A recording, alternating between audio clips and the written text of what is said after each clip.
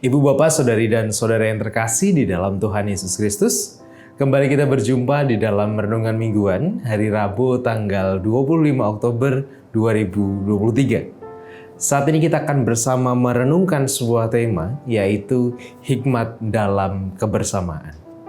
Sebelum kita bersama merenungkan sabdanya, mari kita menghadap Tuhan, memohon pimpinan dan pertolongannya di dalam doa. Mari kita berdoa. Bapa, kami sungguh bersyukur Tuhan untuk setiap kebaikan dan cinta kasih-Mu yang senantiasa berlimpah dalam kehidupan kami. Juga di dalam perenungan yang akan kami renungkan bersama pada saat ini, itu pun semua kami juga percaya berasal dari Engkau dan itu semua adalah buah dari cinta kasih-Mu terhadap kami. Dan oleh karena itu Tuhan, kami memohon penyertaan yang dari-Mu, kami memohon pimpinan-Mu, kiranya Roh-Mu yang kudus hadir bagi setiap kami, sehingga Engkau memberikan hikmat, memberikan tuntunan di dalam kami memahami setiap kehendak-Mu, dan kami pun mampu untuk mewujudkannya di dalam keseharian kami. Kami serahkan Tuhan perenungan firman-Mu pada saat ini ke dalam tangan kuasa-Mu sendiri. Di dalam nama Kristus Yesus, kami berdoa dan bersyukur. Amin.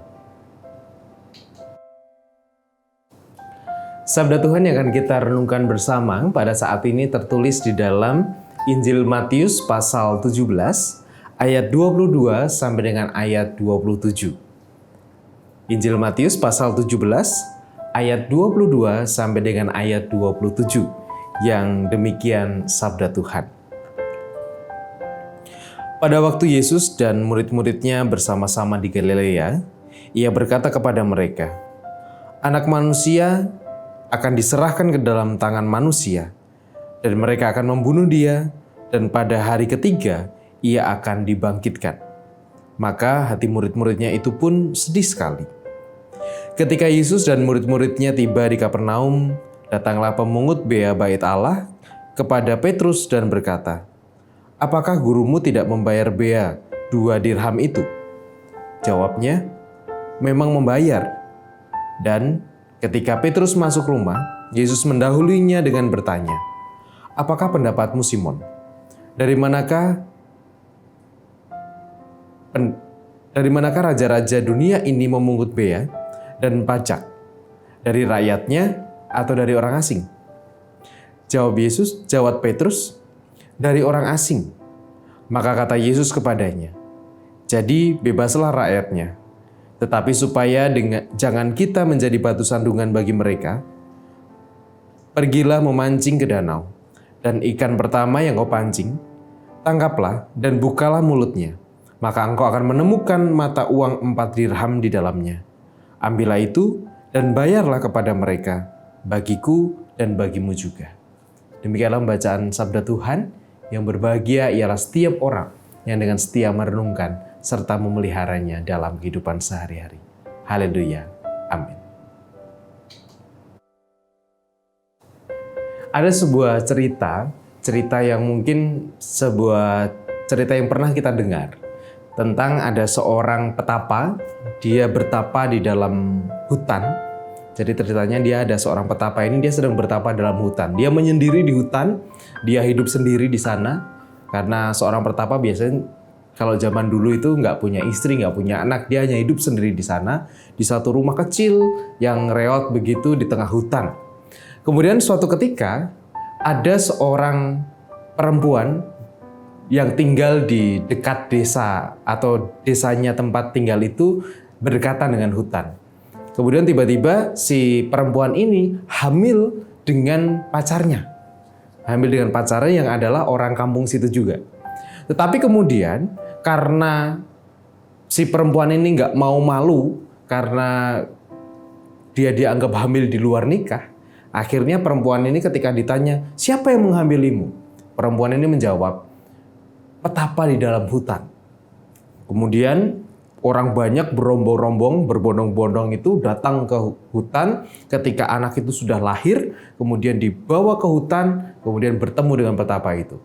Ayahnya, si perempuan ini atau si gadis ini, dia sangat marah kepada petapa itu. "Hai petapa kurang ajar, keluarlah." Kemudian petapa ini keluar dengan santai, dengan tenang begitu dia keluar. Tiba-tiba si ayahnya tadi membawa bayi yang dikandung oleh perempuan anaknya tadi, dibawa, diserahkan kepada petapa itu. Ini perbuatanmu yang kau telah memperkosa anakku. Engkau harus bertanggung jawab atasnya. Nah, akhirnya bayi itu diserahkan kepada petapa itu. Nah, suatu ketika petapa itu kemudian hanya mengatakan ketika diberikan bayi itu, dia hanya mengatakan, baiklah, baiklah. Dia tidak berkata apapun, dia tidak membela diri apapun, dia hanya mengatakan, baiklah, baiklah. Kemudian bayi itu diambil, dibawa, kemudian berselang lama bayi itu sudah dibesarkan, bayi itu sudah dirawat dengan baik. Nah, suatu ketika si perempuan ini akhirnya karena dia tidak tahan dengan kebenaran yang ditutupinya, akhirnya perempuan ini ngaku kepada ayahnya bahwa yang menghamilinya itu sebenarnya bukan petapa itu, tetapi ada orang lain, yaitu pacarnya.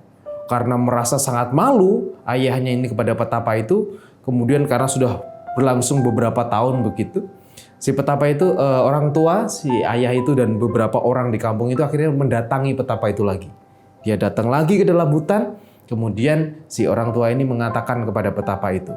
Ketika sampai di depan rumahnya, depan rumah si petapa itu keluar membawa anak kecil dibawa, dipegang begitu, anaknya berjalan, digandeng anaknya. Kemudian si orang tua itu mengatakan kepada petapa itu, kami sungguh minta maaf. Kami minta maaf kepadamu karena kami sudah menuduh bahwa engkau yang memperkosa anakku.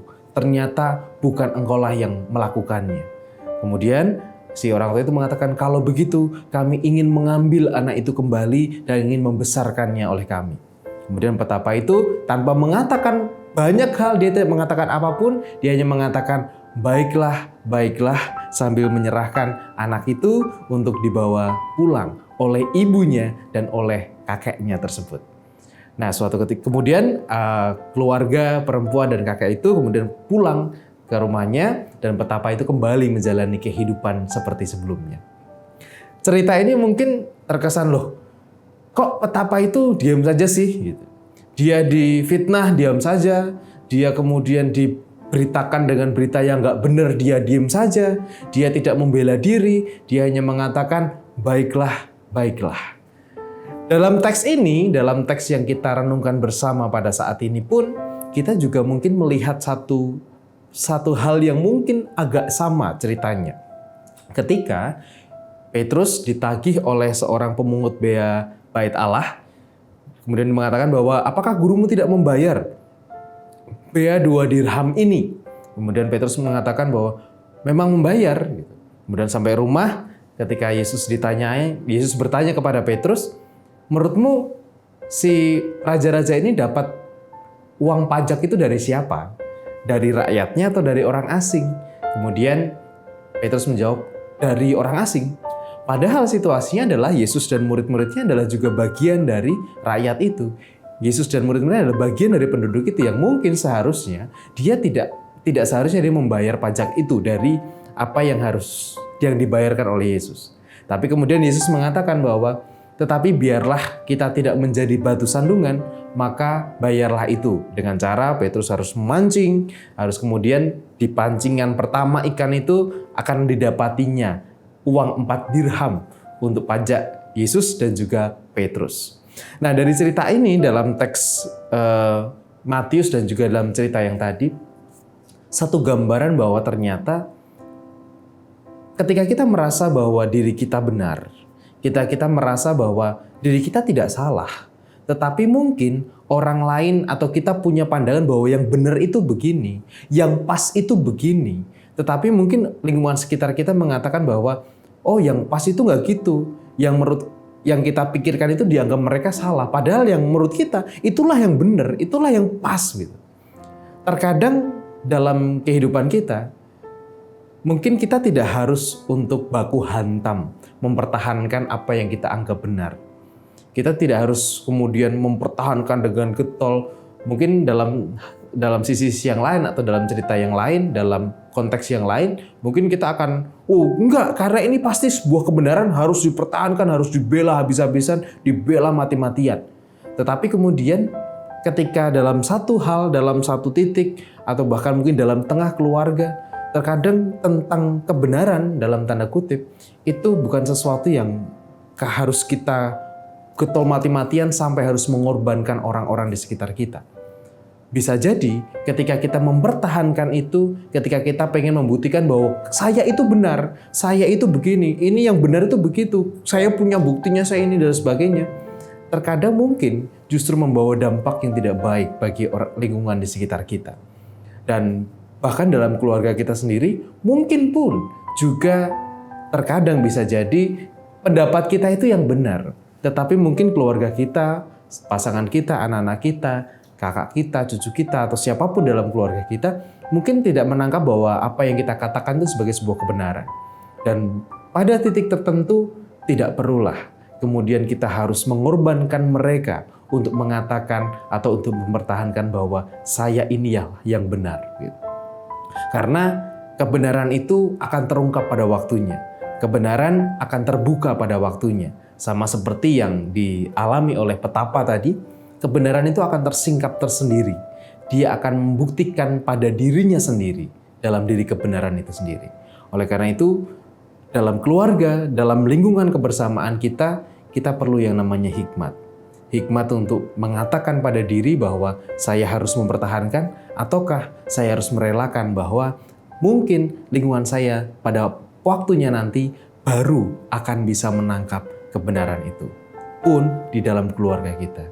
Sehingga mempertahankan kebenaran untuk mengorbankan orang lain bisa jadi mungkin kita justru menjadi batu sandungan bagi mereka. Bagi masyarakat, bagi komunitas, ataupun juga bagi keluarga kita. Tuhan memberkati. Amin.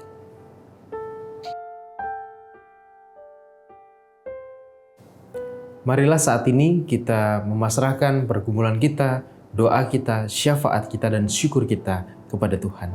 Mari bersama kita berdoa. Tuhan, ketika kami tahu bahwa diri kami benar, tetapi lingkungan di sekitar kami mengatakan bahwa kami salah. Seringkali Tuhan, kami terpancing untuk terus membuktikan bahwa diri kamilah yang benar, membuktikan kebenaran yang kami bawa. Tetapi seringkali yang kami lakukan itu justru mengorbankan orang-orang di sekitar kami. Yang kami lakukan itu justru menjadi batu sandungan bagi orang-orang yang kami kasihi. Oleh karena itu Tuhan, ajarlah kami, berikan hikmat kepada kami, untuk terkadang kami pun harus merelakan diri kami untuk dianggap salah. Ajar kami untuk rela menerima itu, meskipun kami tahu kami benar, tetapi kami butuh kerelaan dan kekuatan yang dari Engkau untuk berani dikatakan salah. Karena kami tahu bahwa ketika kami mengupayakannya, mungkin akan berdampak tidak baik, tetapi satu yang kami ketahui, bahwa pada waktunya nanti kebenaran itu akan berbicara pada dirinya sendiri. Ajar kami Tuhan untuk menerima itu, ajar kami untuk menumbuhkan hikmat sama seperti yang Engkau ajarkan kepada kami. Ya Bapa, saat ini pun kami bersama berdoa, kami menyerahkan Tuhan untuk segala pergumulan-pergumulan kami. Pergumulan tentang pekerjaan, pergumulan tentang sekolah, tentang keluarga, dan juga tentang apapun yang saat ini mungkin sedang mengganggu pikiran kami. Kiranya Engkau yang menolong kami supaya kami bisa menyelesaikan setiap pergumulan-pergumulan itu. Dan kami semakin memaknai cinta kasih-Mu di dalam kehidupan kami. Saat ini Tuhan, kami bersama hendak menyerahkan juga untuk saudara-saudara kami yang sedang berjuang dalam prosesnya, dalam setiap tahapan pemulihan kesehatannya, dalam proses penyembuhannya. Kami berdoa Tuhan menyerahkan Bapak dan Ibu Priyono, Ibu Ami Birowo, anak Amoresya, Ibu Sri Utami Suprapto, Ibu Margono, Bapak Ngatimin, Bapak Cahyo Muntati, Ibu Nuning Linggarudi, Bapak Saharun, Ibu Neti Paulina Pakpahan, Bapak Warsito Utomo, Ibu Endang Joko Triyono, Bapak Repen Sukarsono, Bapak Edwin Krosma Yulianto, Bapak Anggit Bagus Nugroho, Saudari Andrea Josephine Galiksari, anak Nasya Alana Putri, dan juga saudara-saudara kami yang lain. Kiranya Engkau pun juga hadir bagi saudara-saudara kami ini Tuhan, bagi orang-orang yang kami kasih ini. Biarlah kekuatan dari Engkau pemulihan dan berkat dari-Mu boleh dirasakan saudara-saudara kami dalam setiap prosesnya. Dan kami saat ini Tuhan juga berdoa bagi orang tua kami. Kami berdoa untuk Ibu Rusmiati Buyung, Ibu Sarno, Ibu Tugira Sariman, Ibu Rusmiati Suhardi, Ibu Morjangkung, Ibu Endang Karno, Bapak Budiantono, Ibu Kun Mariatin Subardi, Ibu Joyo Pawiro, Bapak Satel Paulus, Bapak Christian Doribu, Bapak Elias Sariman, Bapak dan Ibu Sunarto Saputro, Ibu Mardiutomo, Ibu Yatmiartini Rusti, Bapak Suprapto, Ibu Sri Suwarsi Rahayu, dan juga orang tua kami yang lain juga, dimanapun mereka berada. Kiranya oleh karena kekuatan dari Engkau Tuhan, oleh karena sukacita, oleh karena kedamaian dari Engkau, orang tua kami ini boleh menikmati masa-masa tua mereka di dalam keberserahan dan kepercayaannya kepadamu.